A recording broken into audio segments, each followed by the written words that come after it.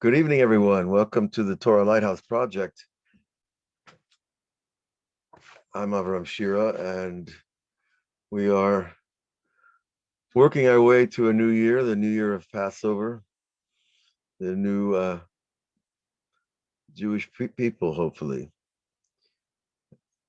Tonight is B'dikat Hametz. I appreciate all of you being there. I know it's not a simple time to be there. Everybody's down on their knees looking for crumbs. It's a fitting metaphor for this world sometimes, but hopefully we're not there too often. Tonight, we're going to explore something that's very powerful and I think important to anybody who is curious in the spiritual realm and also sensitive to the power of a lot of the ideas that we've been learning about the Aleph Bet over weeks and months. It literally comes together in the names of God. And I've done this purposefully, kind of with a developmental structure in mind, that we begin with simple ideas and then expand. Learning about the Aleph Bet, learning about the letters, learning about their levels of energy, positive, negative, stable, unstable,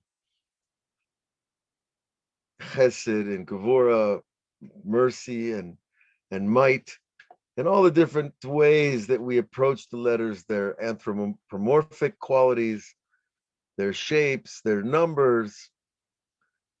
And of course, through the last three classes we spent on the Zohar's rendition of God's interview with the letters, to understand more that these letters have a certain type of personality. So now we come to the idea of God's names. What do we do? Where are we going with this? Let's first understand more what the rabbis say about names. The first idea that came to mind, of course, is the statement of the rabbis that Kol mi shomer davar b'shem omro mevi geula leolam. That anybody who says a piece of Torah, and it might even apply to secular wisdoms, because there are many, and credit is meant to be given where credit is due. Anybody who says something in the name of the person who says it brings redemption to the world. Sounds like a kind of a big leap here.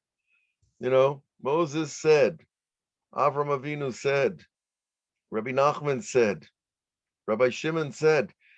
Anybody involved in Torah at the level that we're at is so used to hearing that we don't even question it. Okay, we understand that we have to show honor to these people because they gave their lives for this information. They gave their lives for this mission of the Jewish people and the spreading of the Torah in the world. That we understand. We understand the idea of honor. That it's important to show honor.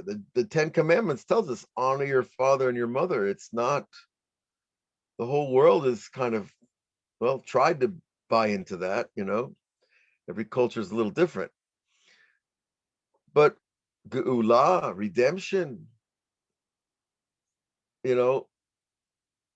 why redemption? Where does redemption come in? This grand concept of bringing all of reality out of its bounds, out of its bindings, out of its prison, people out of prison, ideas out of prison, nations out of prison, the whole world out of the sheath of the physical realm. That's a much bigger thing than just saying, Rabbi Shimon said. Why does that bring geula? If anybody has an idea, I invite you to answer on the chat. We'll open up later where we can talk together. But I always invite you to give your answers, because, the beautiful thing about Torah is when you're connected and when you're attached to your true self, you know things that you don't even know you know. That's part of the intuitive nature of the Torah, because Kucha Brichu, Yisrael, the Torah had him, right? God and the Torah and the Jews are one. That oneness is right there. at that level of intuition, of knowing things, knowing answers. That in Torah, it might be a good guess, but if you keep guessing right, then there's something going on, right? So why redemption from just saying a person's name, you know, as the author of something? So we have to, of course, we take the word redemption and we look at it. We say, right, and in Hebrew, there's several words for redemption. I guess the most common or is lifdot, pidui, right? Pedalid is the root pod. Lifdot means to take something out of captivity or out of a legal binding, right? When you go to borrow money from the bank, they want a collateral. It's like the idea of collateral, right? When someone says, I want to borrow your car, you say, well, I can't give you my car. And they say, well, but you have a truck. I need a truck. Okay, well, then you give me your car while you take my car. That's another form, so to speak, of that. Of course, it's a loose arrangement, but the whole idea is that we're taking something out of its status of being owned or controlled or under the power of, and saying, no, this thing is being moved.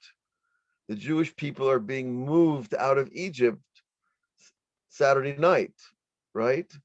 The Jewish people are being lifted up on eagle's wings and taken right across the desert, across the ocean, and well, back into the desert, It's not so easy. But this idea of redeeming something is this idea, of course, of making something free. And making something free really means returning it to its true authority. The authority, of course, that each person has over themselves, which is really essential, core identity for a human being, is to feel like I have reshut, I have autonomy over my own decision-making process. If you look at all of human history, by the way, all human history from the beginning, it's been this war about setting people free from the influence of other people. Not that I don't want to be influenced by my teachers and my students and my colleagues and my, clients, and I want to be influenced, of course, but I want to be able to choose what I have to take or what I don't have to take. And so when we talk about redemption, we're talking about this process of freeing something.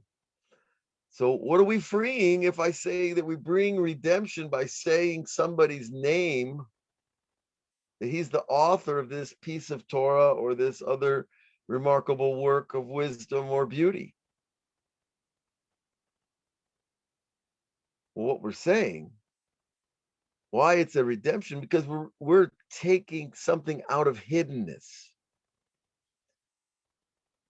right? If you don't say the name of the author, now, of course, I'm on the line a lot, and I don't remember all the names and all the authors of everything that I give over, but I remember that I learned them, and I know the general area where I got it from. I won't necessarily know every rabbi of every source.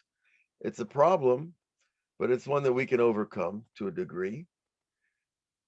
But why is it I say Zohar, we mean Rabbi Shimon, but there are a lot of authors of the Zohar. Rabbi Shimon, of course, was and his son and the scribe Rabbi Abba were the ones who put it together. But there's many people saying things in the Zohar, and so too, of course, with the whole Talmud, and of course all the massive amounts of works of halacha. Why are we bringing redemption by saying their name? Well, because we're taking something out of the darkness and we're bringing it to light. We're saying this person is the author of this piece of work. And that taking out of darkness and into the light is also a redemption. Back in the day, when Yosef was cast in a pit, and then he got to Egypt, and then he got charged by Potiphar's wife, and they put him in another pit, because pits were that's how they built jails. They didn't have the time or the effort or the smelting probably to put together a building with stone walls and steel reinforcement and gates. Oh, they just dug a pit and threw him in the pit and put a top on it. Easier. But it were dark places.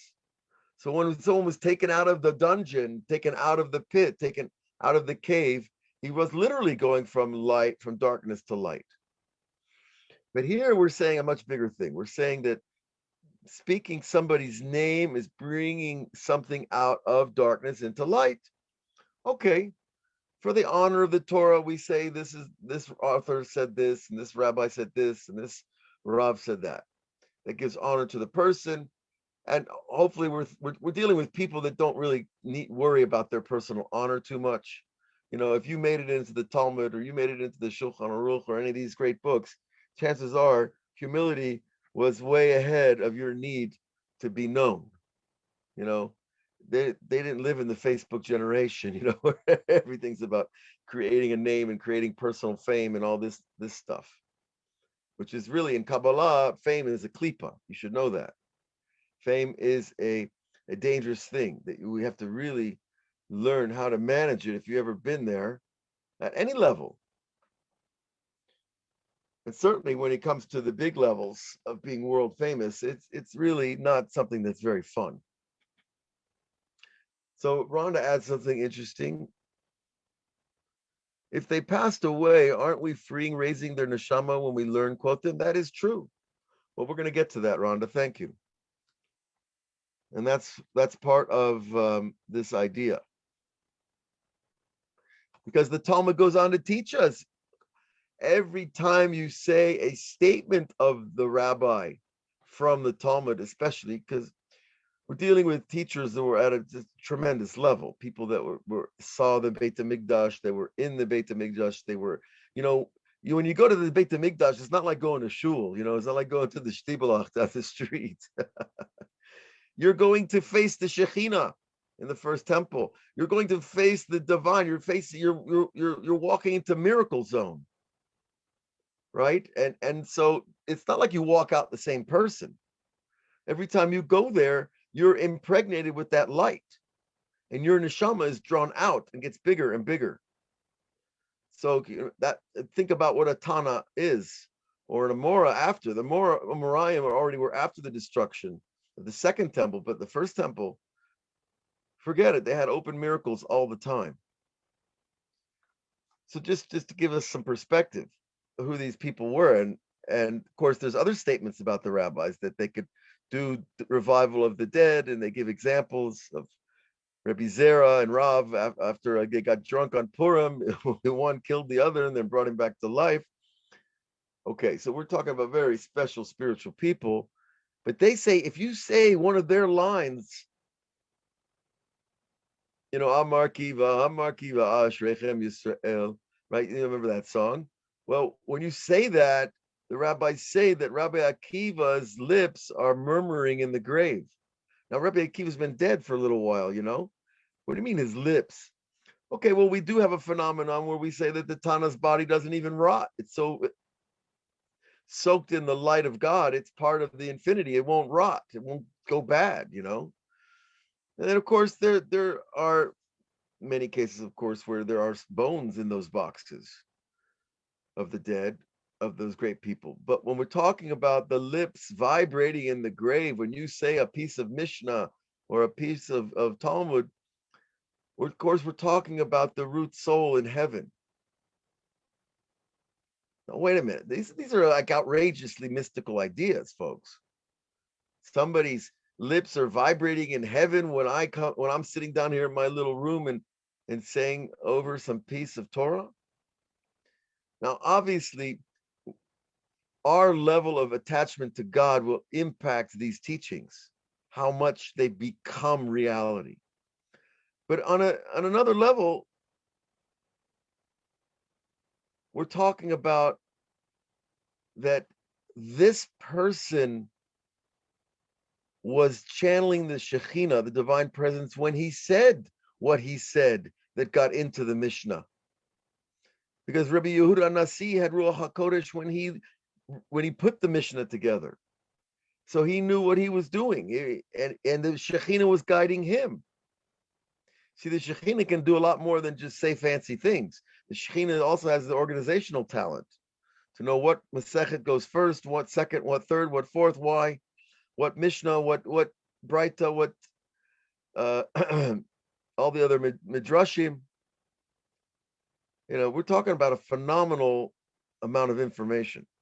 But anyways, the point that I want to stress here is that when the rabbis teach that the lips of the other rabbi vibrate in the grave when you say his words, well, because the Shekhinah was channeling through him when he said them. And guess what? The Shekhinah, first of all, has perfect memory, never forgets anything ever. And you're attached to the same Shekhinah that he was. It's the same Shekhinah. It's in a garment called Liam or Miriam or Rhonda or Michael or Rena or Avraham, but that's just a garment of us. But the divine presence is what's keeping us alive too, especially when we learn Torah. As the Pirkei Avot says that, when two people sit down to learn Torah, the divine presence is with them. So understand. So what we're really doing, like the Arizal says, we're vibrating the divine presence, and that connects everything to everything. And the Arizal says it's like you if you're standing under a great oak tree and you pull one twig on one end, somehow, somewhere, the whole tree is vibrating. Now you might not see it. You might need very sensitive instruments to be able to be at the other side of that great tree and see the vibration, but it's happening. Okay, so this also has to do with what you were saying, Rhonda, that that we are lifting the souls of those people out of their darkness by quoting them. That's really what we were just talking about. The darkness of, not of death, but of simply not being alive inside of us. Why do the rabbis, this whole thing, David Melech Yisrael Chai V'Kayam, it's not a school children's song. That's another statement of the rabbis. David Melech Yisrael Chai V'Kayam. They're telling you, just like Yaakov Chai, Yaakov Avinu Chai. They're telling us something here. David did not die. Now, some people say, okay, that means that he left his body like Eliyahu left his body in a chariot of fire, like the Talmud tells us that Yishai, the father of David, did. It tells us, of course, that Hanoch, who was from the earlier generations, he also left his body in such a manner. Okay, but David Melech Chai, Rabbi Nachman says, no, he's high because the Tehillim is in us. And when we say Tehillim, he lives in us. And so that's also this idea of redeeming the soul / name of the author in your very mouth.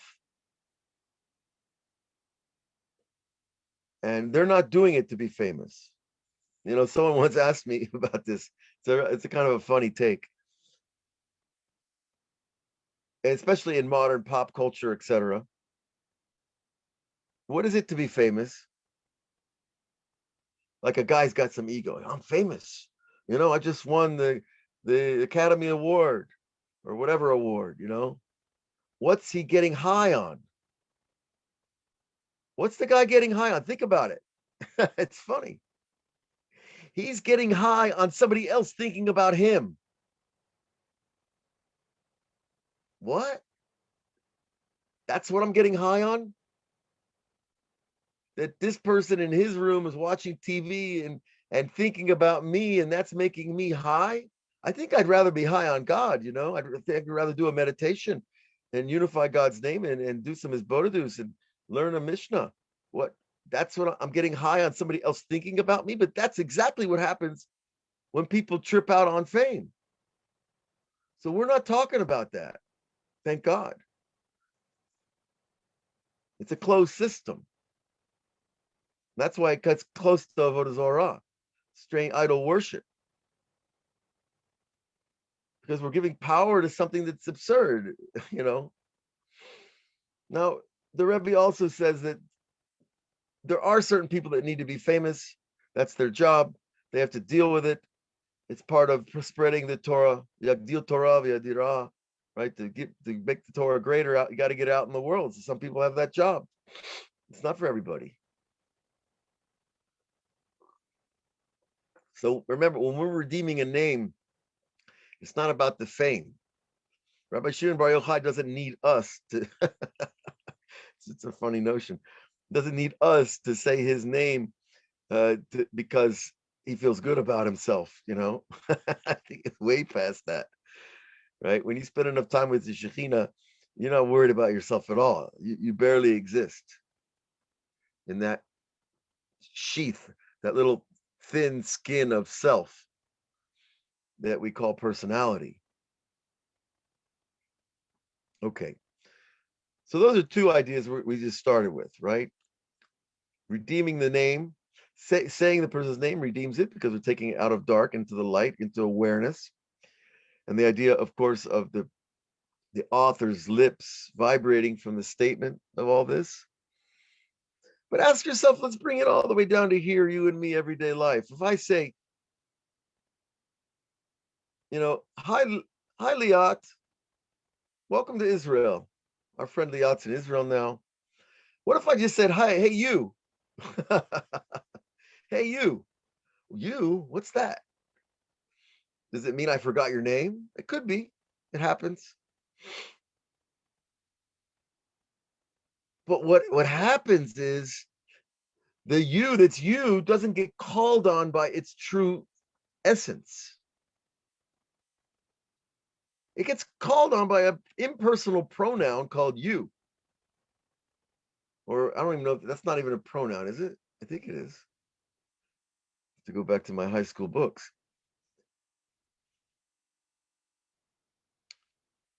It's taking away something from somebody when you don't use their name.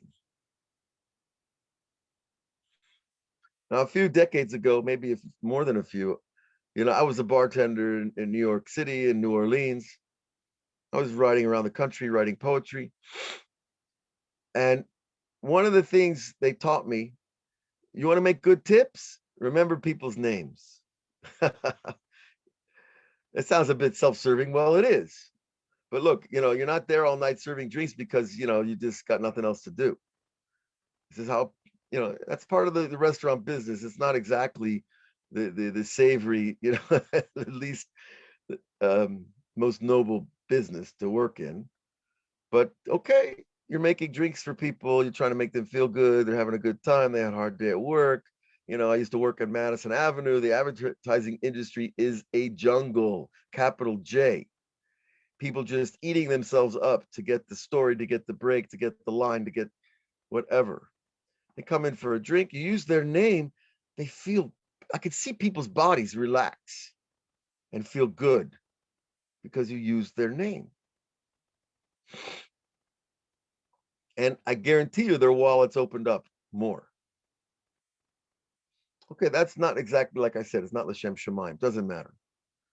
The point is, we know because we've studied these letters in this holy book and these ideas from these great rabbis that we are calling on somebody's essence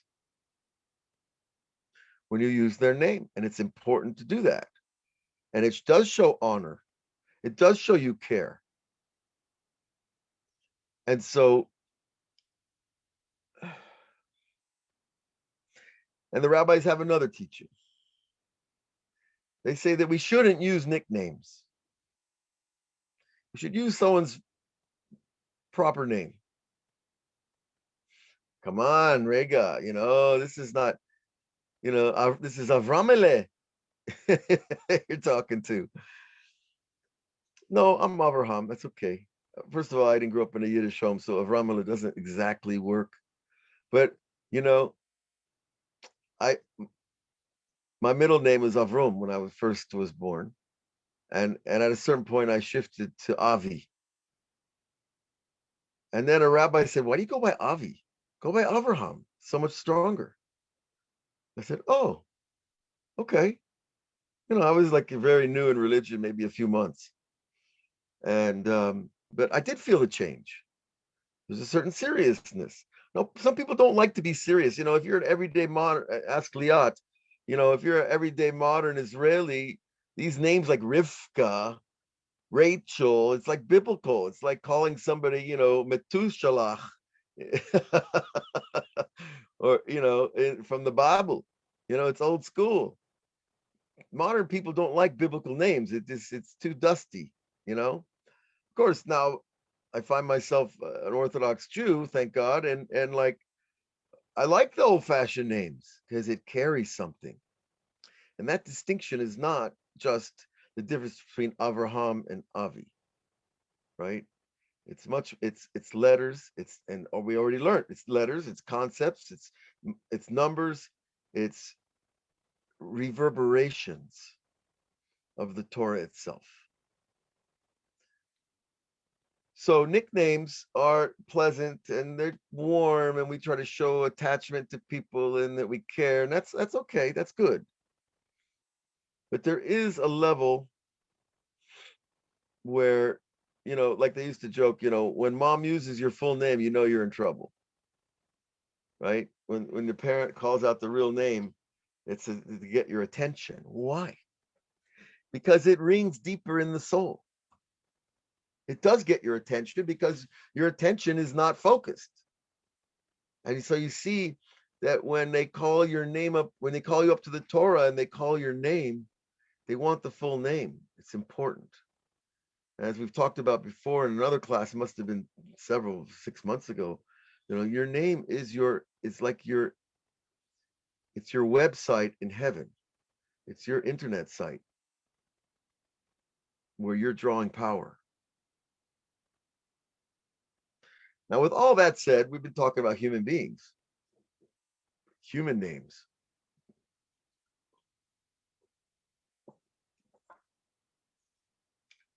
Rabbi Nachman comes along and he throws another wrench into the equation. Mate, that was a mixed metaphor, sorry. Into the wheel. He says that the names of the tzaddikim are names of God. Whoa, wait a minute. What does that mean? There's a whole book. I have one here, actually. I keep it around. It's called Shemot Tzaddikim. It's a tiny little book. It's a book that the Rebbe says to keep around and say it whenever you need a miracle. Well, I need a miracle every day, right? It's called getting up, getting out of bed, getting into life, getting excited about life. Right here. See that little book? Shemot Tzaddikim. But really, we do need miracles. Maybe it's not just getting out of bed in the morning, except on Thursday night when we're up till 4 or 5. But it's for good good purposes here. To be on the Lighthouse is a gift. But why does the tzaddik's name become God's name? What happens there? Well, there's a lot of teachings about this. They're not exactly asking that question, but it's kind of dancing around it. But what clicked for me was this idea like this, that the tzaddik is a person who's refined himself so much that his ego is so cleansed, his body is so purified, his mind is so clean, that the only thing that's left of him is God. The only thing that's left of his soul is that pure stream of godly light. So at that point, his name and God's name become one, because God is not his names, but yet we say he is one with his name. God is beyond all names. He's beyond all letters, all systems, all alphabets, everything. Of course, he created these tools for us to have a relationship with him. The tzaddik, he's purified himself to the point where he's beyond all those tools as well. And so his name God's name become those perfect channels of that thread of holy light that transforms reality. And it really does. If you look at what the tzaddikim have done, they've really saved the world. We're just kind of tagging along through the desert, you know?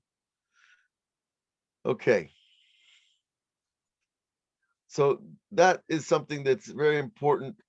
You know, we're going to learn about more about God's names because I subtitled this class, you know, redemption of the name, how divine names work. We're going to talk about that a little bit even in the mechanical level, but not for the sake that we all run out and start trying to do Kabbalistic calling out God's name. It's not permitted, first of all, and it's very dangerous. But when you understand how it works, it really gives you awe of how integrated Hashem and his names are with reality. And that awe is worth something. It's worth a lot. Otzrot Hashem, Yirah, right? The treasure house of God is awe. And when you have awe, you have, you know, a magnet for everything else that's good. Okay. So one thing that happened along the way of all these years is this. At a certain point, I realized God is alive. Now that sounds like, what? What's your problem, Avraham? I realized God was alive. What did I think? He was dead before? Well, no one would ever say that. I guess maybe Nietzsche did, you know, or some other philosopher from 150 years ago. Yamak Shemam. God is dead. It's the most horrible thought you could think. But you still have to, I had to recognize God is alive. Why? Because, first of all, I grew up in a New Age world where God was a force for good. And God was the goodness and all these kind of nice definitions that were all very New Agey. But it didn't give me a sense that God is a living personality, sentient being, a being more alive and aware than any of us.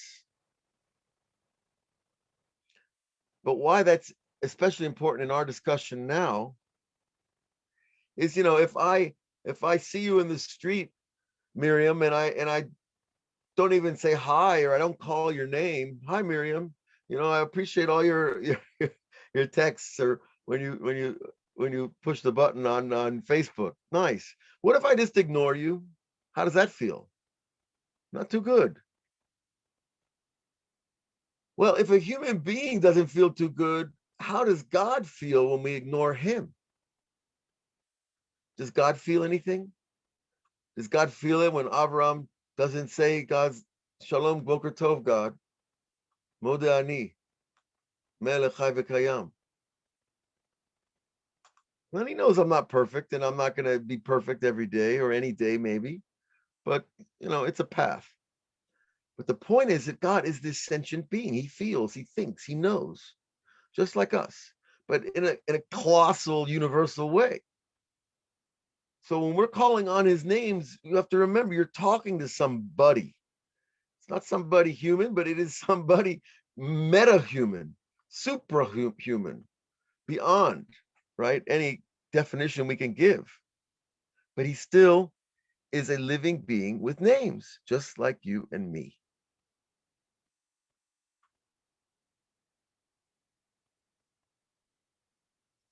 Okay, so when we're calling God's names, Baruch Atah Hashem, you know, we're thinking and seeing Yud Ke Vav Ke Havaya, the emanator, the creator, but we're saying Ad Aleph Dalet Nun Yud, the master.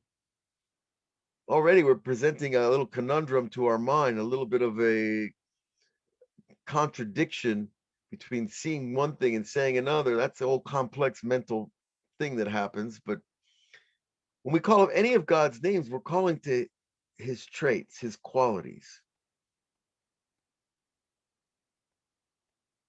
You know, when your mom calls you Mikele, she's calling you because she's your mom and she loves you, and she could call you like you're still 4 years old. And it feels good.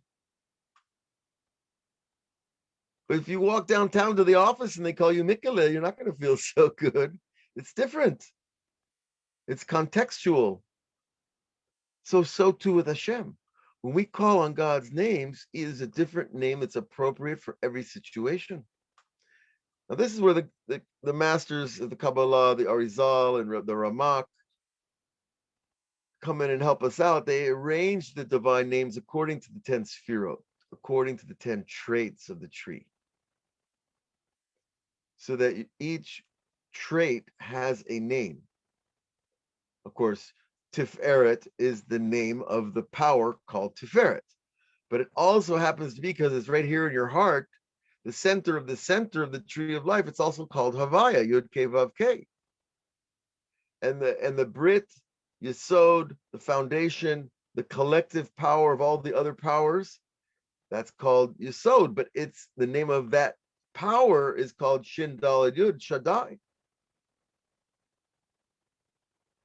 And some people, some of the Kabbalists call it El, the name El Shaddai, together. El itself means the Almighty, usually in English. That's the name of God that appropriates or accesses the power called Chesed. So all 10 spheres each has their name. I don't want to go through all of them now. It is something absolutely beautiful to learn and to know. If you can by heart, great. Each person at their level. But as you start to know them, and if you look in the Siddur every time, you'll start to learn them. And certain Siddurim even tell you which sphera is aligned with which name. But okay, we're not going to be working on that type of exercise tonight. We're going to do something else in our meditation, which will be kind of interesting. But when we understand that this tree of life is a tree of names, wow.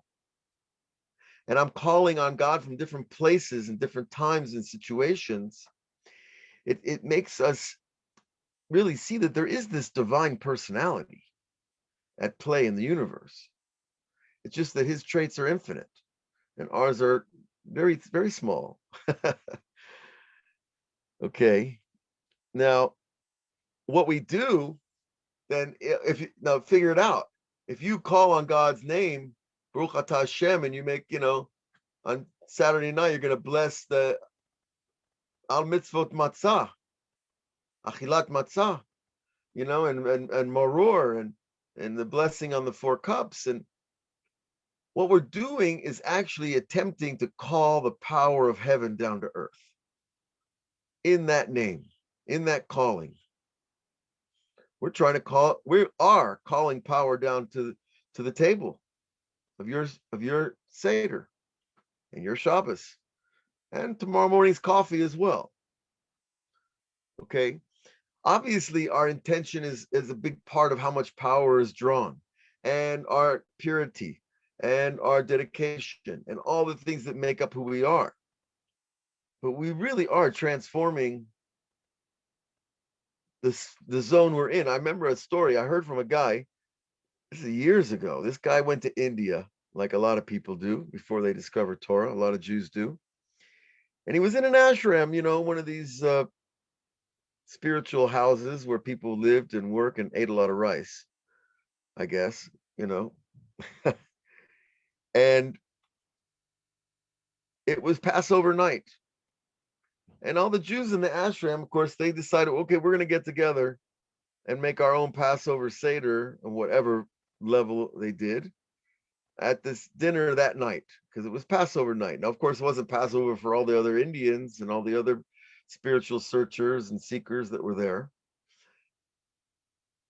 But they had their little Passover Seder, and they blessed the blessing after the meal. And after the meal, the head of the ashram, who I guess is called the guru.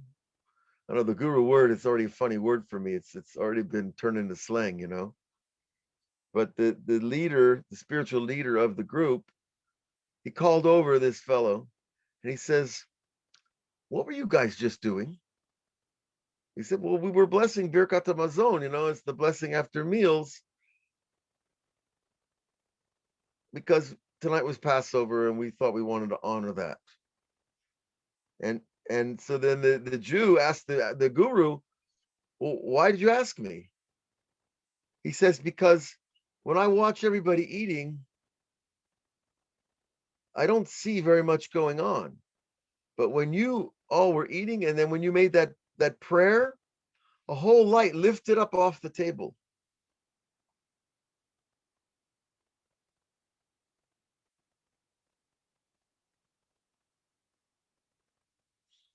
So now I didn't make this story up. And who this guru was, let's assume he was a purified person. Let's assume he wasn't taking advantage of people, and he wasn't, you know, doing all the other things that gurus shouldn't do, or that any human being should do, for that matter. But let's give him the quality of the credit of being a purified person. He meditates a lot, he prays, he does what he does. We got to remember always that non-Jewish people can walk straight through the gates of heaven just like a good Jew. Each person has their own gate. Okay, we're not going to go there now. No, we don't want to go there now. We want to stay right here, planet Earth. But this man had enough spiritual sensitivity to see that something happened over that table. What happened over that table was the sanctification of that space, because people were calling on God's name and doing mitzvot. And they created this cloud of light, if you will, over the table. And he saw it. And at the end of the meal, he said, and the cloud, it went up. What does the Arizal teach us? What does the Arizal teach us? You have to know inside in Shara Mitzvot. He says that when you make a Birkat Hamazon, at the end of a meal, you're lifting the sparks of the food back to heaven.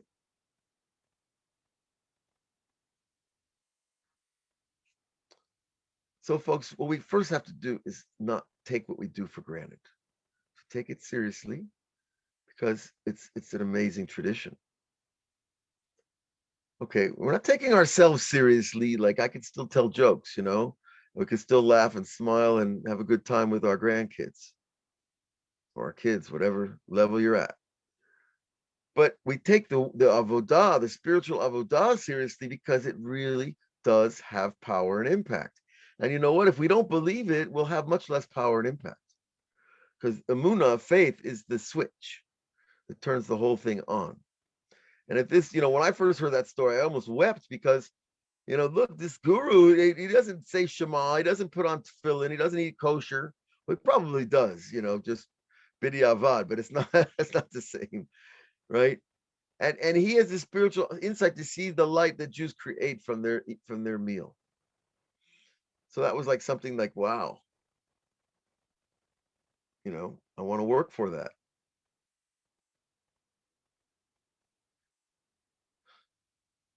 Okay, how are we doing on time?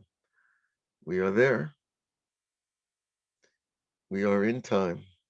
I like always on Facebook. You guys ever notice on Facebook they have these spiritual groups and people talking, and they're always saying, "Oh, time is an illusion. Time is an illusion." Time is not an illusion. It's a tool. And it's a tool. Some people use time like a hatchet or like a club. And some people use time like a fine Swiss watch, like a fine thermometer. But it's a tool. To say time is an illusion is just an over exaggeration. That's part of what the New Age religion does. It takes concepts that we're living them and tries to mitigate them in order to exaggerate something else. Like my attachment to time. That's a legitimate spiritual goal, to change my attachment to time, that I don't lose my cool every time I get stuck in a traffic jam. But it's not an illusion, it's a reality. Time is a measure of my respect for you when I'm going to be on time for this class. Right? And also that I don't want to be I want to be a person of my word. So that's part of what time is. It's not an illusion, it's real. It's just spiritual. Well, actually, in the Kabbalah, time is in between the physical and the spiritual, right there in the threshold, because it impacts the physical, but the ideas of time are coming from a higher place. Okay.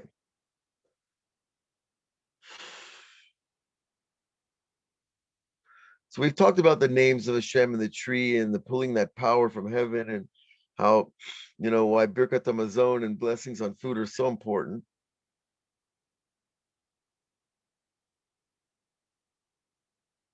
Just looking at my notes,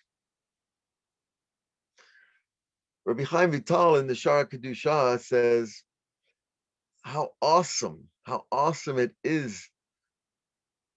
And he uses this language. Lilvosh et Shem Hanorah Hakadosh Hazeh. Lilvosh. What is that word? Lilvosh means to get dressed. It means to put on clothes. So what's he doing? He's talking about a divine name. He's not talking about your new dress for Leila Seder or your new talis, He's talking about taking, when you say God's name, it's like you're getting dressed. That's an outrageous idea when you think about it. Because you're putting on a garment of light. And that has responsibility attached to it.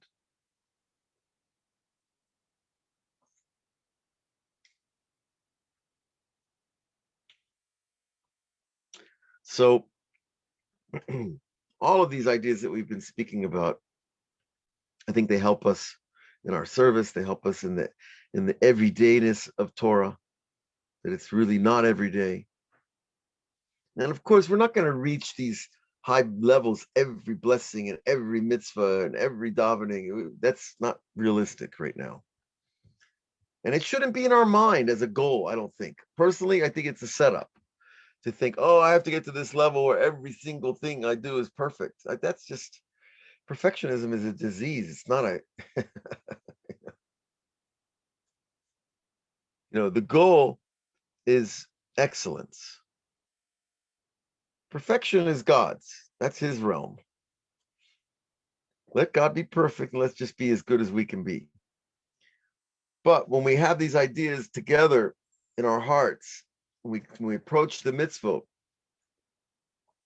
I think it's going to help us achieve a lot more than we realize that we can do. And Leila Seder really is the night for all of this, because the rabbis teach and the Kabbalah brings down that this is a night where 4 great lights come down on a person. And all you have to do is be at the Seder and keep the basic laws. You don't have to be a Kabbalist. You don't have to be a student of Kabbalists. You don't have to be a yeshiva guy or a seminary lady. You just need to keep the basics and to know it's happening. The 4 cups represent 4 mental powers that are forced on the Jews this night that we came out of Egypt, and every Passover, these lights come down. And it's like you could feel it in the air. You see it around you. People's faces change. Your mind changes. Your heart changes. Everything works better on Leila Seder. Now, okay, if you're exhausted because you've been cleaning the underside of the windowsill, that's your business. The halacha is that we clean the house like every Shabbat, and we check our pockets and we check our, for leftover breadcrumbs and things like that. Okay, people like to turn it into spring cleaning and get a new kitchen and a new washer and a new everything. Well, each person at their place. But I think when we want to come to Leila Seder, we want to be exhausted and like a worn out rag. We want to be alive and alert and focused and gleaming, that we're entering a new spiritual state on Leila Seder. And if everybody around you is not at that level, let them be where they are. Don't even think twice about it. Don't even look at anybody else. Just be with yourself, the Agadah, and what you know. And be with your God, because he's with you. Okay. So that kind of covers the information we were going to look at tonight. I'm going to do a little meditation. It's a bit of a challenging meditation, perhaps.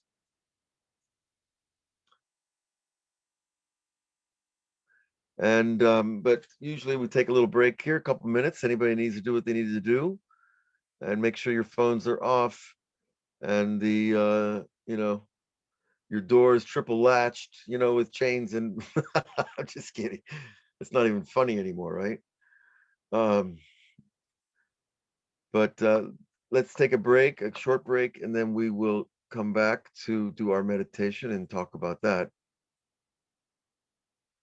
I see here that who wrote something? Is that from Rhonda? This one I didn't touch this quote. Rhonda says, "I know some people with Hebrew names who anglicize it when dealing with goyim." Yeah, Moishi. Well, Moishi is like that's like Uncle Moishi. No, it becomes Mo, and Ruven becomes Ron. Yeah, okay. That's a cultural thing because we're mixing with non-Jews, and it eases the the the social situations. It's okay. It's not, I never did that because I was 30, years with Avi and Ted and Teddy and Theodore and all kinds of great names. But after a while, when I discovered, oh, I already have a Hebrew name, let's use it, I just was just kind of stuck. Now, if I walked into the boardroom at Manufacturers Hanover or something, maybe I would. I don't know. No, I wouldn't change anything. Chaim. Okay, 2 minutes. We're gonna do some work.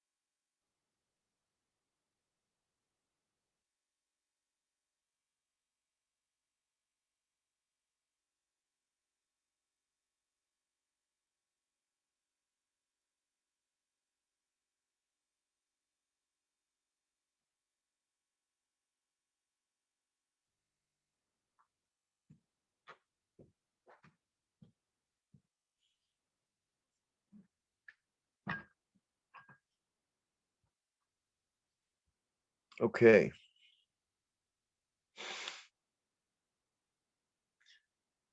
So we're gonna do what we do, which is get comfortable.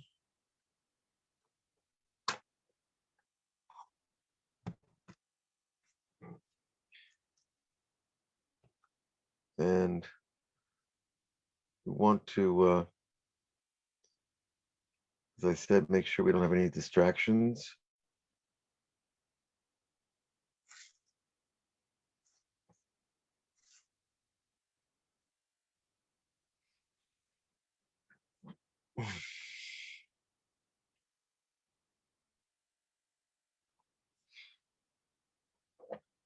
Let's find that perfect posture for meditation. where no part of the body is stressing any other part of the body.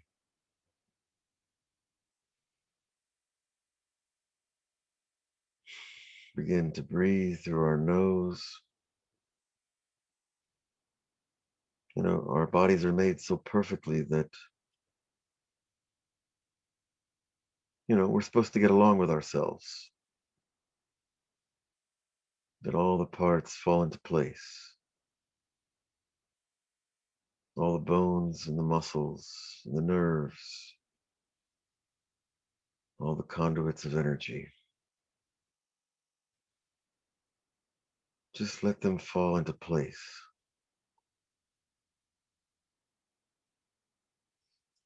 If you feel any stress, any strain, any tension,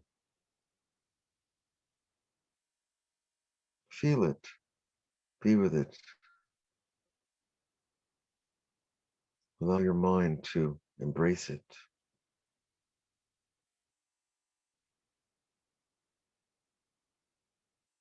Each breath gets longer,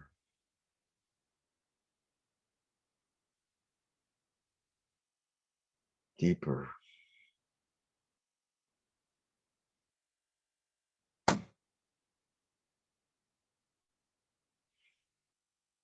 Slowing our heart,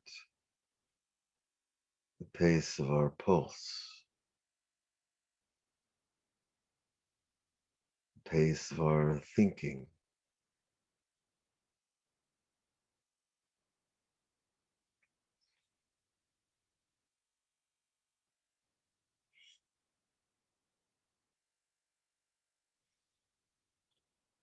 Notice how much easier it is to breathe when we let things go. This day is gone. We can let it go. All the work of this week, the pain, the effort, the disappointments, the aches, the headaches. It's not here now. It's gone. The promises, resentments, confusions, frustrations. They were real for a while, but they're gone now. All because we sit with ourselves in peace and we allow ourselves to breathe.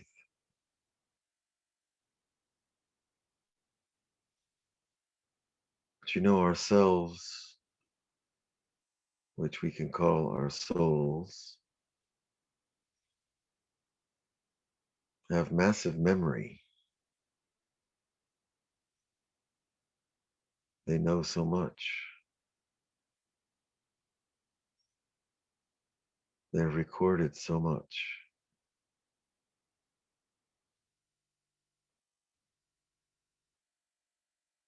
So much we don't remember, but it's there behind the screens.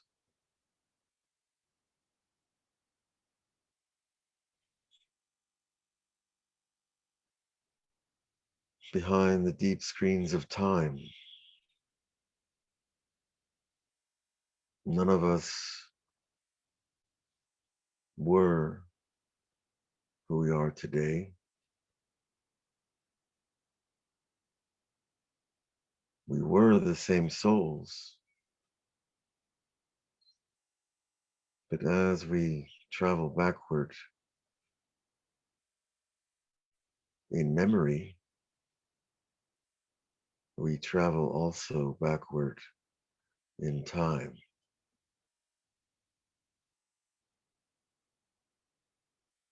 Are we ready to leave who we are today behind? To step backward to a previous lifetime, to a previous century? All the garments of self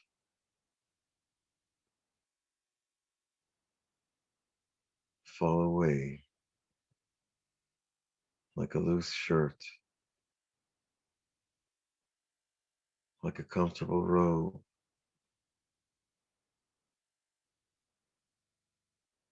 We leave behind our status, our wealth, our talents. We even leave behind our achievements.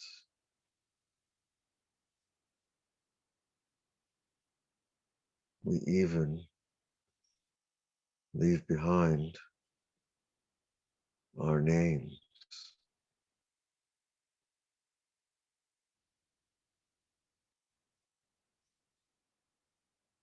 All the information of this life is only one file of who we really are, of the totality of the visits we have made in this world.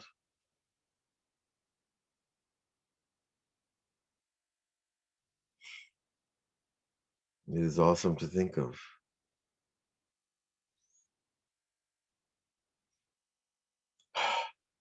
Let us breathe through time.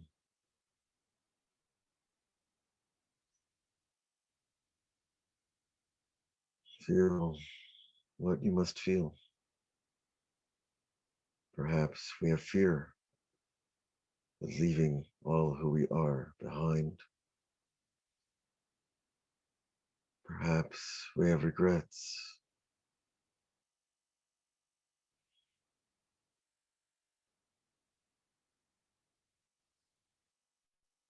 Perhaps we have loved ones we don't want to leave. I'm sure we do. But one day we will. And perhaps another day we'll meet them again.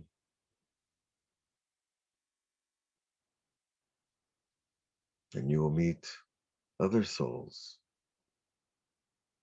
that you can love and appreciate and admire.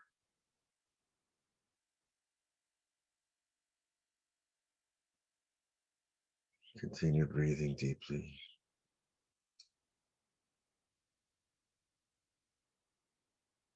Stepping deeper in time.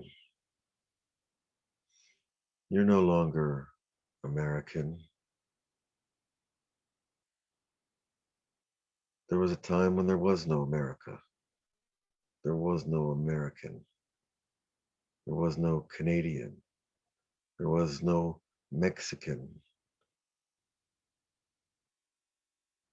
There was no Israeli. There was no Arab. There was no Muslim. There was no Christian. Backwards we go in time, shedding labels like old t-shirts.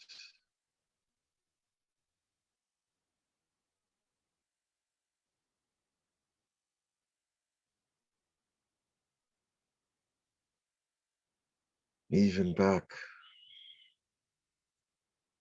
there were no Jews. They were called different names. They were called tribes. They were called Ivrim. They were called B'nai Avraham. They were called B'nai Noach.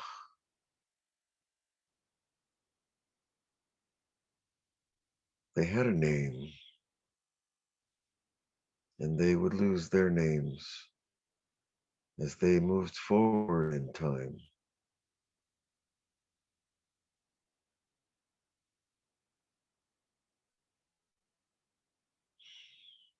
Are you ready to lose your name? Breathe deep.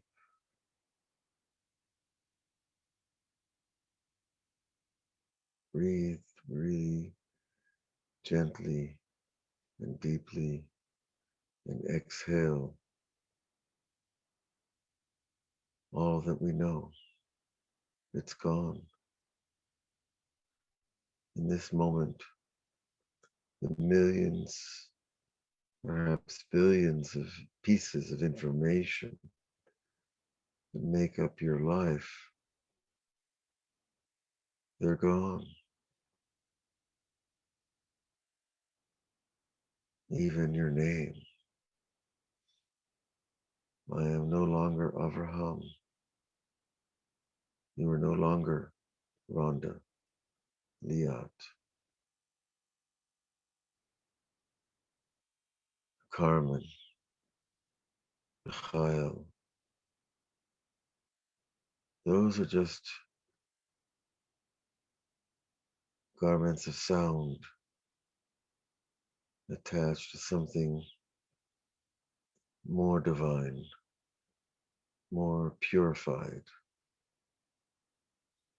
more timeless.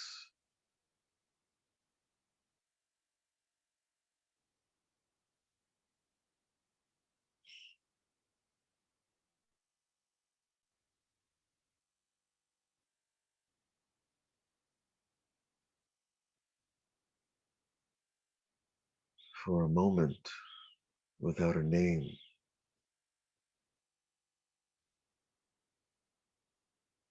that don't exist at all.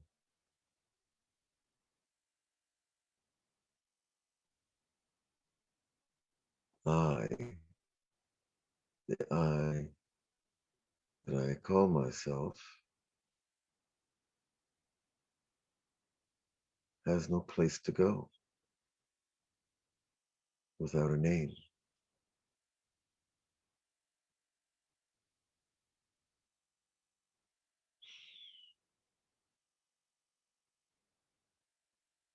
But I'm free at a certain place, free to become something else,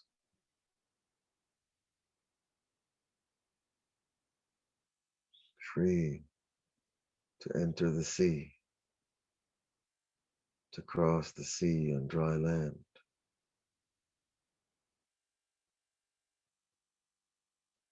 and not be astounded by the miracles of God or the miracle of being a Jew.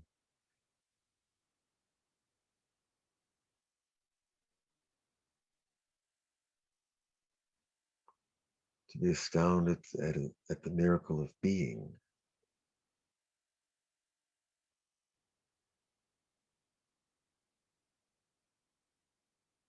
astounded at the miracle of being.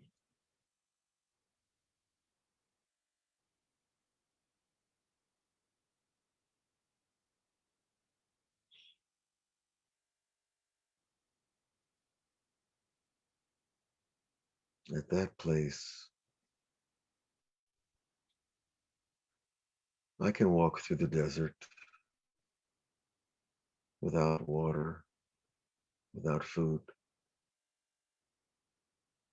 with pure faith. I can walk across the Sinai Peninsula and into the hills of Midian, and I can receive the Torah, a truly free human being.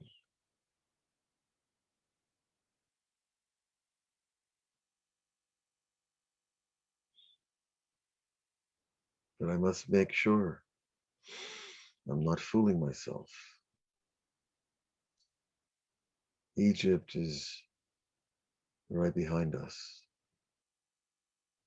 At every door and window, at every phone and loudspeaker and television, Egypt is making noise.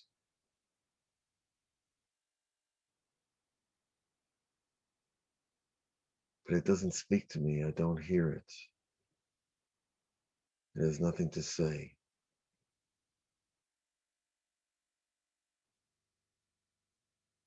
My master, Moses, is telling us what we need to hear, what we need to know from our God.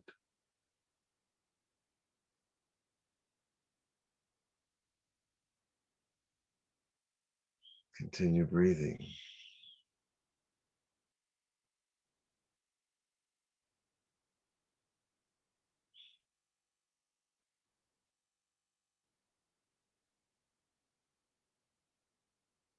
Continue experiencing the miracle of your own existence, that you exist at all, that your heart works, in your lungs, in your mind.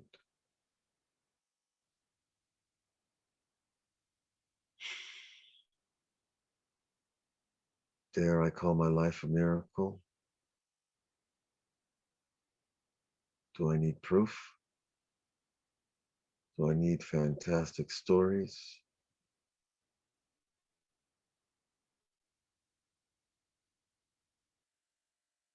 Or how dare I not call my life a miracle?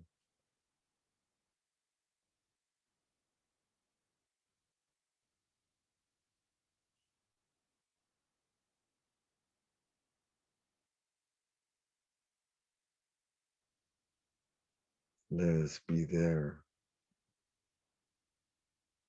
Let us be on the night of leaving Egypt with joy, with song,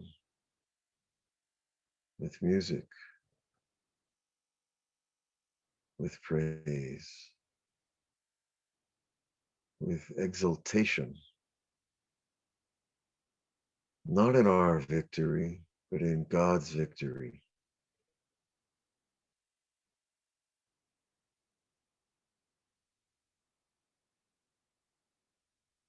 Isn't that enough of a miracle?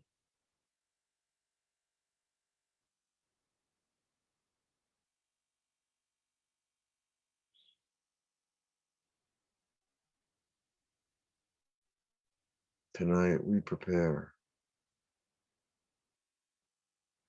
we pack our spiritual suitcases with only the things we need.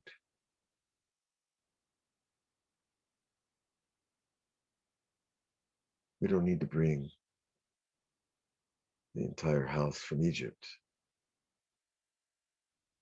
the entire condo from Miami. You can stay there.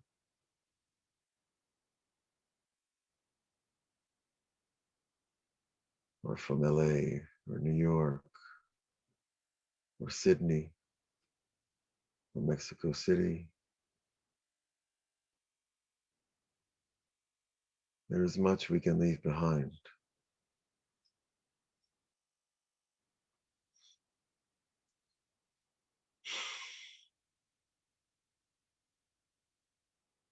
And each item that we leave makes us lighter, more buoyant, more able to fly to who we really are.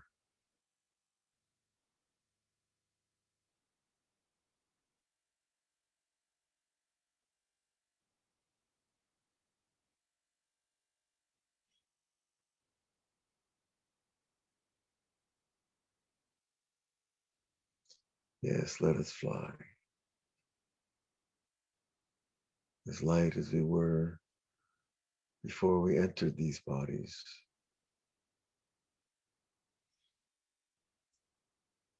Beings of light, flying to the light of our healing, our redemption, our identity, our peace.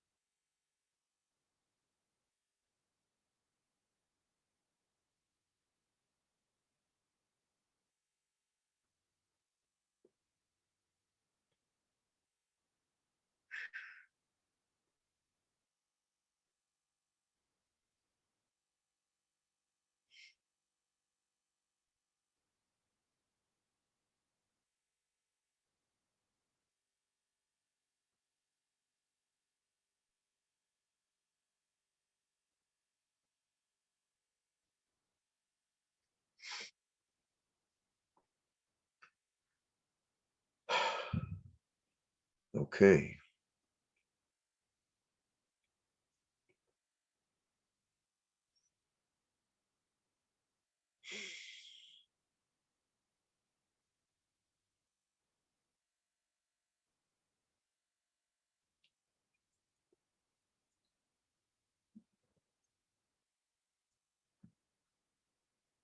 Okay. Well, I see the clocks have changed. I guess it was such a good meditation, we lost an hour. I thank God He gives us this time in these words, this place.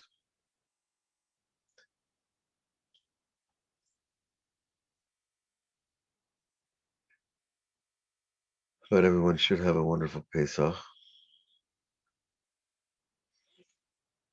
It's like 3:17 I have.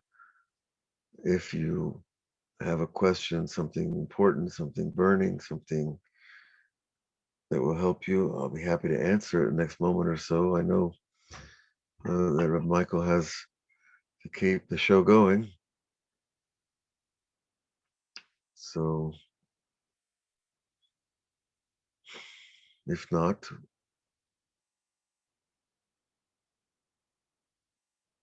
thank you, Cindy. I also felt renewed. I felt a little closer to Pesach, to what we're about.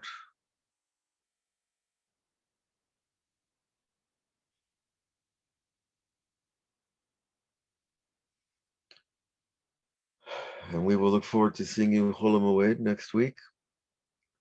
I hope to be up in Sfat or Meron, somewhere on the journey. We'll look for you then. Have a wonderful Shabbat. Hag Sameach. May all your meditations become prayers that God answers without you knowing. Shabbat Shalom.